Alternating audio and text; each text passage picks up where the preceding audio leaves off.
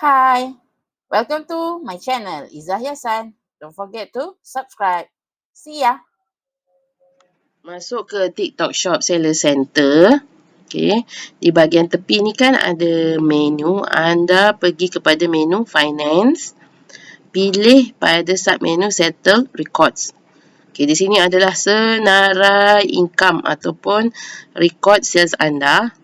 Untuk print statement, apa yang anda kena buat, anda nampak tak di sebelah kanan tu ada perkataan export. Okay, tekan situ. Anda kena pilih range bila start date dan juga end time. Okay. Contohnya kalau saya nak ambil dalam masa bulan lepas. Okay. Masukkan start sampai end. Tekan OK. Dan tekan export. Dia akan keluar satu submenu. Anda boleh tekan download.